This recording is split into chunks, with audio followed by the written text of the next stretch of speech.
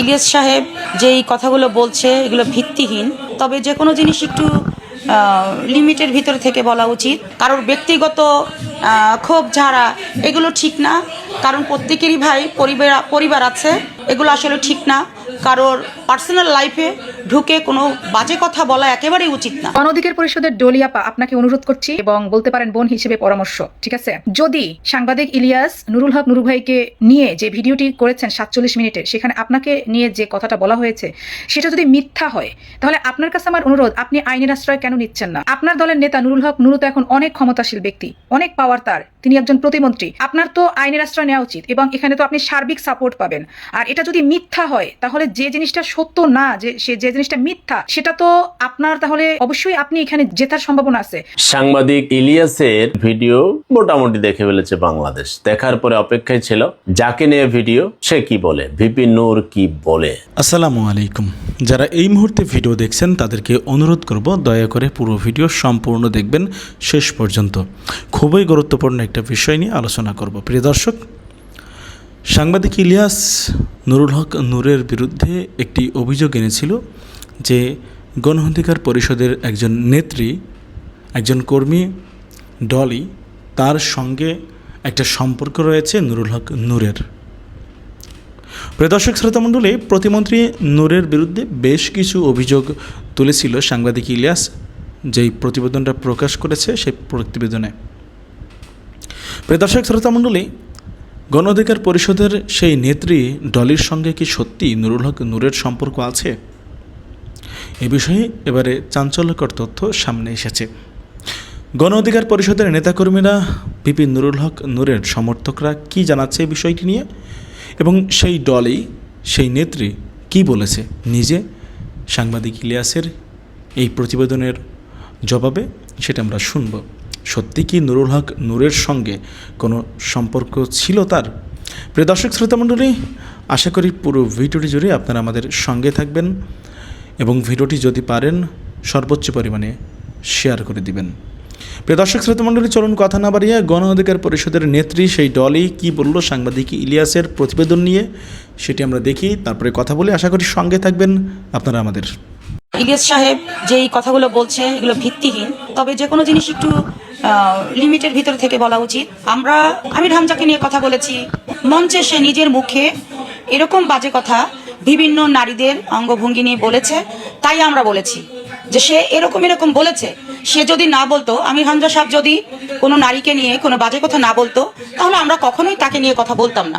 রাজনীতির মাঠে একজনের সঙ্গে একজনের গ্যাঞ্জাম হবে, তর্ক বিতর্ক হবে, হাতাহাতি হবে, এটা ন্যাচারাল, এটা স্বাভাবিক, এটা হতেই পারে। তাই নিয়ে প্রত্যেকের পরিবার নিয়ে কথা বলা, কারোর ব্যক্তিগত ক্ষোভ ঝাড়া এগুলো ঠিক না, কারণ প্রত্যেকেরই ভাই পরিবার আছে। আমির হামজা সাহেবেরও পরিবার আছে, আর তারপরে হচ্ছে নুরুল হক নূর সাহেবেরও পরিবার আছে, আর যাকে নিয়ে কথা বলছে আমাদের নারী নেত্রী, তারও পরিবার আছে। এগুলো আসলে ঠিক না, কারোর পার্সোনাল লাইফে ঢুকে কোনো বাজে কথা বলা একেবারেই উচিত না। হ্যাঁ, যদি এটা নুরুল হক নূর আমাদের প্রতিমন্ত্রী, আমাদের গণ অধিকার পরিষদের সভাপতি, সে যদি এরকম কোনো বাজে মন্তব্য করতো, তাহলে তাকে নিয়ে করলে এটা কেউ কষ্ট পেত না, কেউ মনে কিছু করতো না। কিন্তু আমাদের সভাপতি সাহেব তো এরকম কোনো বাজে কথা কখনোই কাউকে বলেনি যে সেই বাজে কথাটা নিয়ে তার চরিত্র হরণ করা হবে। এটা একেবারেই উচিত না, আমি মনে করি এটা ঠিক না, এটা অন্যায়। গণ অধিকার পরিষদের ডলিয়াপা আপনাকে অনুরোধ করছি এবং বলতে পারেন বোন হিসেবে পরামর্শ, ঠিক আছে? যদি সাংবাদিক ইলিয়াস নুরুল হক নুরু ভাইকে নিয়ে যে ভিডিওটি করেছেন 47 মিনিটের, সেখানে আপনাকে নিয়ে যে কথাটা বলা হয়েছে সেটা যদি মিথ্যা হয়, তাহলে আপনার কাছে আমার অনুরোধ, আপনি আইনের আশ্রয় কেন নিচ্ছেন না? আপনার দলের নেতা নুরুল হক নুরু তো এখন অনেক ক্ষমতাশীল ব্যক্তি, অনেক পাওয়ার তার, তিনি একজন প্রতিমন্ত্রী। আপনার তো আইনের আশ্রয় নেওয়া উচিত এবং এখানে তো আপনি সার্বিক সাপোর্ট পাবেন। আর এটা যদি মিথ্যা হয়, তাহলে যে জিনিসটা সত্য না, যে জিনিসটা মিথ্যা, সেটা তো আপনার, তাহলে অবশ্যই আপনি এখানে জেতার সম্ভাবনা আছে। এবং এটা যদি আপনি মিথ্যা প্রমাণ করতে পারেন যে সাংবাদিক ইলিয়াস ভাই এটা মিথ্যাচারিত করছে, ডেফিনেটলি দেখা যাবে নুরুল হক নুরু ভাইয়ের বিরুদ্ধেও যে অ্যালিগেশন আছে সেটা নিয়েও মানুষের সন্দেহ তৈরি হতে পারে, তাই না? তাই এটা একটা কিন্তু চান্স, এটা কিন্তু একটা সুযোগ যে আপনি আপনার বিরুদ্ধে যে আপনার চরিত্র হনন নিয়ে বা আপনার বিরুদ্ধে যে একটা নারী কেলেঙ্কারি দাঁড় করানো হয়েছে, এটা যদি আপনি মিথ্যা প্রমাণ করতে পারেন, এটা কিন্তু আমাদের জন্য ভালো, কারণ আমরাও কিন্তু নারী, হ্যাঁ, আমরাও কিন্তু রাজনীতি করি, আমরাও কিন্তু নারী। তাই একটা কথা কিন্তু মিথ্যা প্রমাণ করতে পারলে কিন্তু আমাদের জন্য সেটা অনেক বড় একটা অনুপ্রেরণা হয়ে দাঁড়াবেন আপনি, বা নারী হিসেবে আমাদের ভালো লাগবে। আর যদি আপনি এটা আইনের আশ্রয় না নিয়ে মিথ্যা প্রমাণ করতে না পারেন, হ্যাঁ, তাহলে তো মানুষের কাছে আপনি খারাপ হবেন, ঠিক আছে, এবং আরো মানুষ আপনাকে নিয়ে সন্দেহ করবে। আর আপনি মিথ্যা প্রমাণ করতে পারলে ইলিয়াস ভাইয়ের উপরে সবার ভরসাটা নষ্ট হয়ে যাবে, যে না, ইলিয়াস ভাইয়ের সব কথা বিশ্বাস করা যাবে না। তাই আপনাকে বলছি, আপনি সত্যটা নিয়ে সামনে দাঁড়ান। আপনি তো হাজবেন্ড, বাচ্চা আছে আপনার, এগুলোকে সামলিয়ে, সংসার সামলিয়ে আপনি এত বড় একটা লড়াই করেছেন, এখনো করে যাচ্ছেন, তাহলে এতটুকু তো আপনার করতে হবে। আপনার বিরুদ্ধে যদি মিথ্যাচারিতা করা হয়, এটা নারী হয়ে আপনার প্রতি আমার একটা অনুরোধ, যে আপনি এটাকে, যদি আপনি সৎ থাকেন, আপনি সেটা প্রমাণ করেন, জাতির সামনে সেটা প্রমাণ সহকারে প্রমাণ করেন যে ইলিয়াস ভাই ভুল এবং আপনি সঠিক। হ্যাঁ, আপনি সঠিক এটা প্রমাণ করতে হলে হয় ইলিয়াস ভাই ভুল সেটা আপনাকে প্রমাণ করতে হবে, এবং আপনি যে সঠিক সেটা আপনাকে প্রমাণ করতে হবে। কারণ একজন নারীকে নিয়ে যদি সে মিথ্যাচারিতা করে, তাহলে অবশ্যই তার বিরুদ্ধে আমরা কথা বলবো। এবং যদি সত্যিই আপনি আবার এটা করে থাকেন, তাহলে সেটা তো একটা লজ্জার বিষয় আছেই, যেহেতু আপনার হাজবেন্ড আছে, আপনার সংসার আছে, আপনার বাচ্চা আছে। হ্যাঁ, একটা সম্পর্কে থাকা, একজনের সাথে একটা সম্পর্কে জড়ানো, একটা বিয়ের পারপাস নিয়ে, অথবা একটা ভালো সম্পর্ক হতেই পারে, কিন্তু যদি কোনো মেয়ের হাজবেন্ড থাকা সত্ত্বে, বাচ্চা থাকা সত্ত্বে, সংসার থাকার পরেও যদি সে এক্সট্রা ম্যারিটাল কোনো রিলেশনশিপে ইনভলভ হয়, সেটা অবশ্যই শাস্তিযোগ্য একটা অপরাধ। তাই যদি আপনি অপরাধী হন, তাহলে আপনার প্রতি ধিক্কার জানাতে কেউই ভুল করবে না। আর আপনি যদি নিরপরাধ হন, তাহলে অবশ্যই ইলিয়াস ভাই কেউ ধিক্কার জানাতে কেউ ভুল করবে না। তাই আকুল আবেদন, বিনীত অনুরোধ এবং পরামর্শ, আপনি নিজেকে সঠিক প্রমাণ করতে পারলে আমরাও নারী হিসেবে অত্যন্ত খুশি হব এবং কৃতজ্ঞ থাকবো। ভিপি নূর একজন সম্মানিত ব্যক্তি, এবং আজকে যদি আপনি তাকে ছোট করেন, দেখেন তিনি সেই সময় বাংলাদেশের হয়ে কথা বলেছে যখন হয়তো এই স্বৈরাচারী ব্যবস্থা সম্পর্কে কথা বলার কারো সাহসী ছিল না, রাইট? তো সেই ব্যক্তিকে যদি আপনি ছোট করেন, তাহলে কিন্তু আসলে আমাদের এই জুলাই আন্দোলনকেও ছোট করা হয়। এবং অনেকে সাংবাদিক ইলিয়াসের 37 মিনিট 42 সেকেন্ডের ভিডিও মোটামুটি দেখে ফেলেছে বাংলাদেশ। দেখার পরে অপেক্ষায় ছিল যাকে নিয়ে ভিডিও সে কি বলে, ভিপি নূর কি বলে। তো গতকাল দেখলাম সাংবাদিক হালকা করে খোঁচা দিল। পরবর্তীতে তিনি বললেন, ইউটিউবার খ্যাত ইলিয়াস, তাকে পাত্তা দেওয়ার কিছু নাই, তার ভিডিও নিয়ে রিপ্লাই দিয়ে সেটার গুরুত্ব বাড়ানোর কিছু নাই, এগুলো সে পাত্তা দেয় না। ঠিক আছে, তিনি পাত্তা দেন না, তিনি জনগণের জন্য কাজ করবেন। ঠিক আছে, করেন। তাহলে জনগণ কি চায় আপনার কাছে? আপনি প্রবাসী কল্যাণ প্রতিমন্ত্রী, এবং আপনি যে জায়গায় গেছেন সেই জায়গাটার প্রবাসীদের অনেক সমস্যা, এবং সেটা মাঠ পর্যায়ে একদম আপনি অনেক কথা বলতেন। এবং আপনার দলের একটা প্রবাসী অধিকার পরিষদ আছে, আপনি বলতেন কি যে কেন 6 লাখ টাকায় বিদেশ যাবে, এই সিন্ডিকেট বন্ধ করতে হবে, মানুষকে প্রতিবেশী দেশের মতো 70-80 হাজার টাকায় বিদেশ পাঠাতে হবে। এগুলো আপনার মুখের কথা। এখন আপনি এই জায়গায় বসছেন, এখনো কেন তাহলে 5-6 লাখ টাকায় বিদেশ যেতে হচ্ছে? এটা আপনি কেন বন্ধ করতে পারলেন না? কেন সিন্ডিকেট বন্ধ করতে পারেন না? আচ্ছা, আপনি বলতেন যে প্রবাসীরা যে যায় বিমানে, সেটার ভাড়া এত বেশি কেন 30,000 টাকার বিমান ভাড়া 1 লাখ টাকা নেয়, এগুলো বন্ধ করতে হবে। আপনি যখন এই পদে ছিলেন না, প্রবাসীদের হয়ে কথা বলতেন। এখন আপনি সেই পদে বসার পর এখনো কেন বিমান ভাড়া বেশি? আপনি বলতেন প্রবাসীদের সমস্যা নিয়ে। প্রবাসীদের এখনো সমস্যা আছে, তাদের এনআইডি কার্ড সংশোধন করতে পারে না, তারা জন্ম নিবন্ধন করতে পারে না, তারা ভূমি অফিসে গেলে জমি খারিজ করতে পারে না, সব জায়গায় তাদেরকে ঘুষ দিতে হয় লক্ষ লক্ষ টাকা। কেন? প্রবাসী নাম শুনলেই সরকারি অফিসগুলোতে কয় মুরগি পাইছি, এবার সে শেয়াল হয়ে যাক ও বাগা দে, পয়সা বেশি লো। তাহলে আপনি কেন সেগুলো সমাধান করতে পারেন না? সংযুক্ত আরব আমিরাত সহ দুবাই অনেক প্রবাসীদের ভিসা কেন ক্যান্সেল হচ্ছে কেউ জানে না। তাহলে আপনি সেই পদে আছেন, তাদের কেন ক্যান্সেল হইতেছে আপনি সেগুলো সমাধান করেন। কেন এখনো ভুয়া এজেন্সির মাধ্যমে, ভুয়া ভিসার মাধ্যমে প্রবাসীরা বিভিন্ন দেশে চলে যাচ্ছে এবং সেখানে কষ্ট করছে, তারা এম্বাসিতে দৌড়াচ্ছে, সমাধান পায় না, তারা কই যোগাযোগ করবে? আপনি সেই ধরনের কোনো কাউন্টারও খুলেন না যে প্রবাসীদের সমস্যা শুনবো তারপর সমাধান করব। তাহলে আপনি করছেনটা কি? মানুষ এখন বলবে, তাহলে 37 মিনিট 42 সেকেন্ডের সে ভিডিওতে ভিডিও প্রমাণ, অভিযুক্ত যারা আপনার বিরুদ্ধে অভিযোগ করেছে তারা সবাই ভিডিও ক্লিপে কথা বলেছে। তাহলে ওইগুলো যদি মিথ্যা হয়, তাহলে আপনি সত্য কোন কাজটা করেছেন প্রবাসীদের জন্য বলতে হবে। কিংবা বলেন, প্রবাসী কল্যাণ ব্যাংক একটা আছে, এটা প্রবাসীদের কল্যাণে ব্যয় হয় নাকি দালালদের কল্যাণে ব্যয় হয়, এটাও আপনি জানাবেন। অথবা সেই ভিডিওতে যেইগুলো স্টেটমেন্ট দিছে আপনার ব্যাপারে, দেশে বিদেশে আপনার দলেরই সাবেক লোকেরা কিংবা দেশের অন্যান্য কিংবা আপনার এলাকার বাসিন্দারা, এগুলো যে মিথ্যা, সেগুলো তো ডকুমেন্টারি প্রমাণ যদি আপনার কোনোভাবে নিউজ না হয়, জনগণ কিন্তু এত বোকা না। জনগণ মেনে নিবে যে আপনি একটা কথা বলে যে উড়াই দিলেন পাত্তা দেই না, একটা কথা দিয়েই সমাধান না। হ্যাঁ, আর আপনি জনগণের জন্য একটু কাজ করেন, আপনি কেন সেখানে গেছেন, হ্যাঁ, আর কার কার কথা বলতেন অধিকারের, সেগুলো করার চেষ্টা করেন। আল্লাহ হাফেজ। প্রেমের খেলা কিন্তু সবাই জানে না, প্রেমের খেলা রাখতে হয় গোপনে। নিজের প্রেমকে গোপন রেখে মুফতি আমির হামজাকে ফাঁসাইতে চাইছিল। আল্লাহর কি নীলা খেলা, এখন নিজেই ফাঁসে গেল। আমরা ধন্যবাদ জানাই সাংবাদিক ইলিয়াস ভাইকে, কিন্তু আল্লাহর কি নীলা খেলা, এখন নিজেই ধরা পড়ে যাইতেছে। আমার তো মনে হয় সাংবাদিক ইলিয়াসের কাছে ওই ভিডিওর লিঙ্কও আছে, কিছুদিনের মধ্যে সেই ভিডিওর লিঙ্কও দিয়ে দিবে। আসলে আলেমুল আমাদের পিছনে লাগেন না, রাজনীতি করবেন, টাকা কামাবেন, সেটা আপনাদের ব্যক্তিগত ব্যাপার। কিন্তু রাজনীতিকে টিকায় রাখার জন্য কোনো আলেমুলামা ইসলাম প্রেমিক মানুষদেরকে এইভাবে যদি দাবায় রাখতে চান, নিজের কাপড় চোপড় খুলে কিন্তু পর্দাছে রাগালে উঠে যাবে। ও নুরু, এখন কেমন লাগছে গুরু? নিজের লুঙ্গির গাছা সামলাও, তারপর আলেমের পিছে হামলাও। দেখো ইলিয়াস তোমার পিছে, ভিডিও দেখবে জনগণ রিলসে। শুধু ঘুষ খাও জানা ব্যবসার করো, আলেমের সাথে করো দ্বন্দ্ব। তুমি শয়তানের দোস্ত, গায়ে হাজার নারীর গন্ধ। তুমি শয়তানের দোস্ত, গায়ে হাজার নারীর গন্ধ। আমির হামজার দাড়ি দেখে লাগছো তুমি পিছে। শয়তান তো আলেম সাহে না, কথা নয় তুমি সে। ইলিয়াসে দেখাইছে খাইছো তুমি কট, বড় গলা করে বলো জামাতরা বট। জেনে রেখো মেনে নিও সত্যের মৃত্যু নাই। সাংবাদিক ইলিয়াস ভাই তোমায় সালামও জানাই, ও ইলিয়াস ভাই হাজার সালামও জানাই। রাজনীতি একটা মানুষকে একবার অমানুষ করে দেয়। রাশেদ খানের কথা আমি বলবো না, কারণ ওরা জনগণ আগে ভালোবাসে না, এখন ভালোবাসে না। কিন্তু এই যে বিপিনুর, বর্তমানে কম বেশ সবাই ওকে ঘৃণা করতেছে। এক সময় বিপিনুরকে মানুষ অনেক ভালোবাসতো। এখন অনেকে বলবেন, ভাই আপনারা তো বিএনপির মানুষকে দেখতে পারেন না, বিপিনুর তো বিএনপি করে, বিএনপির তো আরো নেতার আছে, তো তাদেরকেও তো মনে করেন সবাই কম বেশ ভালোবাসে। কিন্তু এই বিপিনুরের প্রতি মানুষ এতটা ক্ষিপ্ত হয়েছে, সবাই ওরা অপছন্দ করে। ক্ষমতা পাইয়া বাংলাদেশ থেকে আওয়ামী লীগ রাখবো না, জামাত রাখবো না, কেউ এরই রাখবো না, শুধু এই বিপিনুর একলাই থাকবো বাংলাদেশে। ক্ষমতা চিরস্থায়ী না। আজকে ক্ষমতা আছে দেখে ক্ষমতার দাপট দেখাইয়া মুখে যা আসে তাই করে, একটুও ভাবে না যে যখন ক্ষমতা থাকবো না তখন আমার কি হইব। মানুষের ভালোবাসা অর্জন করা অনেক কঠিন, কিন্তু এটাকে খাওয়ানো একবারে সহজ। এই বিপিনুরের প্রতি আমারও ভালোবাসা একসময় কম ছিল না, কিন্তু সে যে ক্ষমতা পাইয়া মানুষ থেকে অমানুষ হয়ে যাব, এটা কখনো ভাবি নাই। আল্লাহর হেদায়েত দান করুক। বিপিনুর ও রাশেদের বিরুদ্ধে বিএনপির অভ্যন্তরে চরম ক্ষোভ বিরাজ করছে এবং এক প্রকার তোলপাড় চলছে। বিএনপির লোকজন কিছুতেই বিপিনুর এবং নব্য বিএনপি রাশেদের আস্ফালন সহ্য করতে পারছে না। অচিরেই তারা কিছু একটা ঘটিয়ে ফেলবে। কি ঘটাবে এটা সহজেই অনুমেয়।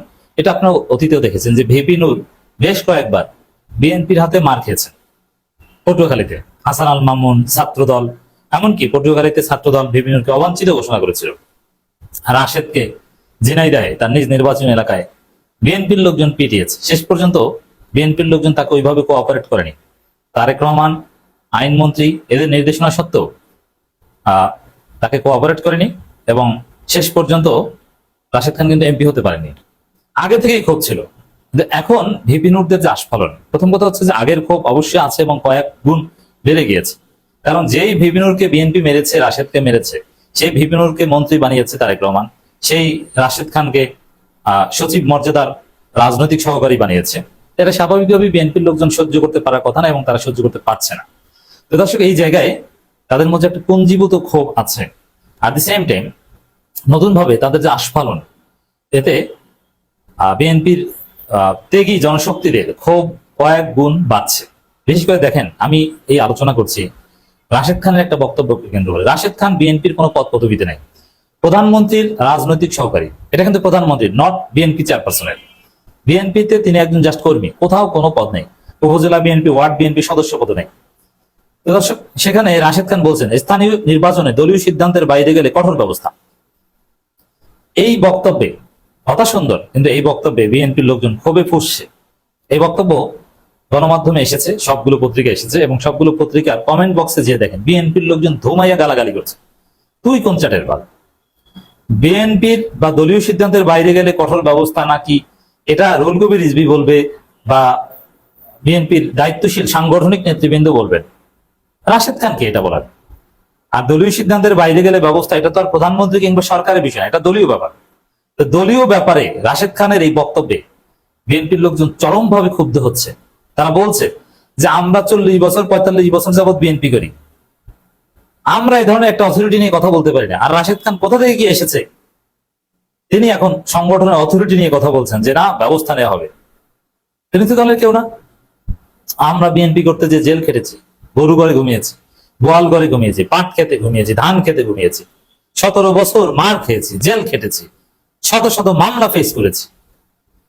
আমরা বিএনপিতে একটা শক্তিশালী স্থান করে নিতে পারলাম না। আর এই রাশেদ কোথা থেকে কি এসে এমন কথা বলছে যে রাশেদ বিএনপির মহাসচিব, রুহুল কবির রিজভী, এরকম একটা ভাব যে রাশেদ হচ্ছে বিএনপির আসল মহাসচিব মির্জা ফখরুলের জায়গায়, আর রুহুল কবির রিজভী হচ্ছে ভারপ্রাপ্ত মহাসচিব। এমন ভাবে কথা বলছে, এটা কারো গায়ে সহ্য হচ্ছে না, হওয়ার কথা না। যার ফলে বিএনপি ক্ষোভে ফুসছে। এই ক্ষোভের বহিঃপ্রকাশ কিভাবে হবে? বিএনপির চরিত্র অনুযায়ী এই ক্ষোভের বহিঃপ্রকাশ হবে মাইরের মাধ্যমে। কিভাবে? সিস্টেমে একে মারবে, ঝিনাইদহ বা বিভিন্ন জায়গায়।